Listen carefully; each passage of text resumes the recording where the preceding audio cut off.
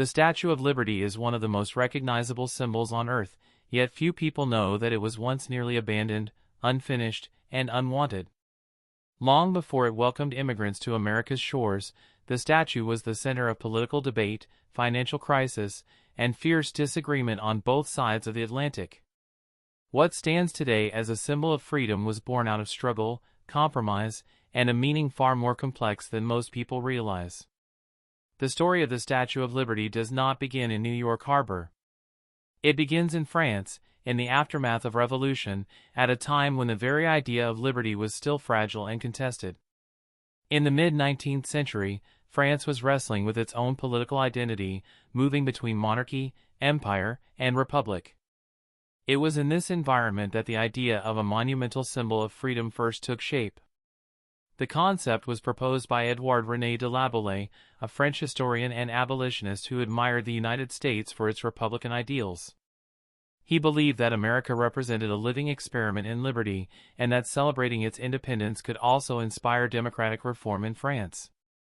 The statue, he imagined, would honor both nations, France as the giver, and America as the embodiment of freedom. Sculptor Frédéric Auguste Bartholdi was chosen to bring this vision to life. From the beginning, Bartholdi imagined something enormous, far larger than any statue built in modern times. He envisioned a towering female figure, calm yet commanding, holding a torch meant to illuminate the world. But even at its conception, the statue's meaning was layered and ambiguous. It symbolized liberty, but whose liberty, and for whom, was never fully defined. Designing such a structure posed unprecedented challenges. The statue would be built in sections in France, then transported across the Atlantic and assembled in the United States. To support its massive copper exterior, Bartholdi enlisted a young engineer named Gustave Eiffel, who would later gain fame for the Eiffel Tower.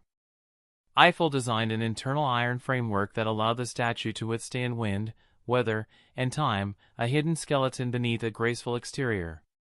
While construction moved forward in France, enthusiasm in the United States was far less certain. Americans were expected to fund the pedestal on which the statue would stand, but donations were slow. Many questioned the purpose of the statue. Others argued the money should be spent on more practical needs. Newspapers mocked the project. Politicians hesitated. At one point, the statue sat fully completed in France with no clear plan for where, or whether, it would ever stand. In 1885, the statue was finally shipped across the Atlantic in more than 200 crates. It arrived in New York Harbor not as a triumphant gift, but as a problem waiting to be solved. The pedestal was still unfinished, and funds had run out. Without it, the statue could not be assembled. The symbol of liberty faced the very real possibility of remaining in storage indefinitely. It was only through a massive public fundraising campaign, led by newspaper publisher Joseph Pulitzer, that the project was saved. Small donations poured in from ordinary Americans, schoolchildren, workers, immigrants, many giving only a few cents. The pedestal was completed not by the wealthy or powerful, but by the public itself. When the Statue of Liberty was finally unveiled in 1886, it was celebrated as a triumph. Yet even then, its symbolism was incomplete. Women were excluded from the dedication ceremony. African Americans, despite the statue's association with freedom, remained denied basic rights. The torch shone outward, but liberty within the nation was still deeply unequal. Over time, the statue's meaning evolved. It became closely associated with immigration, especially after Emma Lazarus's poem The New Colossus was added years later. For millions arriving at Ellis Island, the statue became a symbol of hope, though for many, that hope would be tested harshly by reality. The untold story of the Statue of Liberty is not just about bronze and copper. It is about ideals struggling to take shape in an imperfect world. It is about how symbols are created, challenged, and redefined by history. And it is about how a monument meant to represent freedom continues to reflect both America's highest aspirations and its deepest contradictions. As the years passed, the Statue of Liberty began to take on meanings that its creators could not have fully anticipated. Standing at the entrance to New York Harbor, it became one of the first sights seen by millions of immigrants arriving by ship. For them, the statue was not a political statement or an abstract ideal, it was a promise. After weeks at sea, it marked the end of uncertainty and the beginning of a new life. Yet this promise was complicated. While the statues symbolized welcome and freedom, immigration policies grew increasingly restrictive.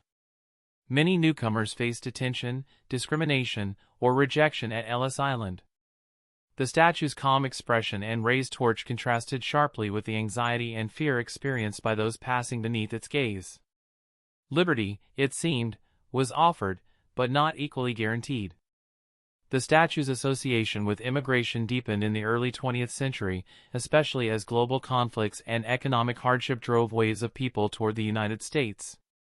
Emma Lazarus's poem, originally written to support fundraising for the pedestal, was installed inside the statue in 1903.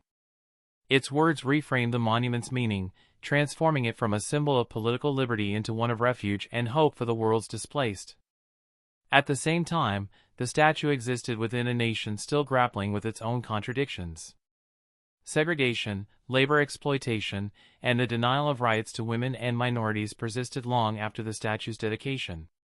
Critics pointed out the irony of celebrating liberty while millions remained excluded from its protections. The statue became both an inspiration and a mirror, reflecting ideals that were not yet fully realized. Throughout the 20th century, the Statue of Liberty survived wars, economic crises, and dramatic social change. During both World Wars, it stood as a powerful symbol of democratic values in contrast to authoritarian regimes. Its image was used in propaganda, posters, and films, reinforcing its role as an emblem of resistance and resilience. Time, however, took its toll. Exposure to salt air and pollution weakened the statue's structure. By the late 20th century, serious restoration was required to prevent irreversible damage. A massive international effort was launched ahead of the statue's centennial in 1986. Engineers, historians, and craftspeople worked to restore the monument while preserving its original design. The restoration revealed once again that the statue was never meant to stand alone.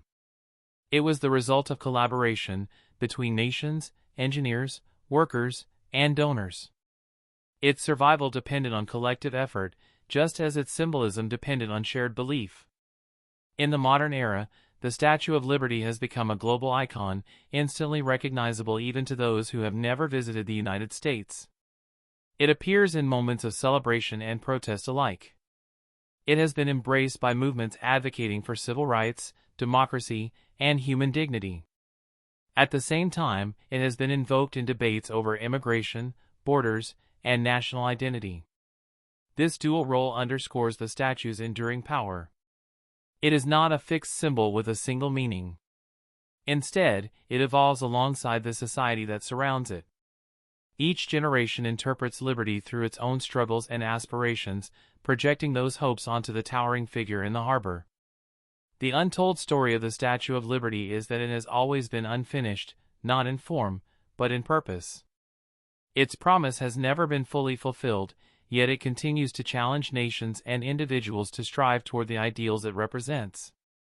Liberty, as the statue reminds us, is not a gift that arrives complete.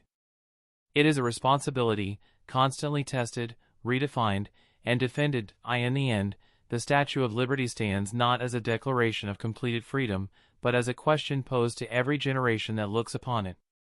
Its towering presence does not claim that liberty has been achieved, it asks whether it is being upheld.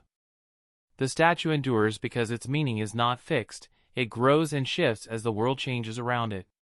What began as a diplomatic gesture between two nations became one of the most powerful symbols of human aspiration.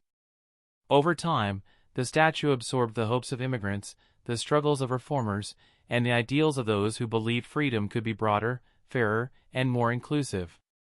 Its torch has illuminated not only a harbor, but the gap between promise and reality. The untold story of the Statue of Liberty is that it reflects the tension at the heart of democracy itself. Liberty must be built, protected, and renewed, not only in monuments, but in laws, institutions, and everyday actions. The statue's strength lies not in its copper skin or iron frame, but in its ability to inspire reflection and accountability. More than a century after its dedication, the Statue of Liberty remains a global symbol, not because it represents perfection, but because it represents possibility. It reminds the world that freedom is an ongoing pursuit, shaped by courage, sacrifice, and the willingness to confront uncomfortable truths. As long as its torch stands against the sky, the Statue of Liberty will continue to challenge nations and individuals alike to ask a simple but powerful question: who is liberty for, and how far are we willing to go to defend it?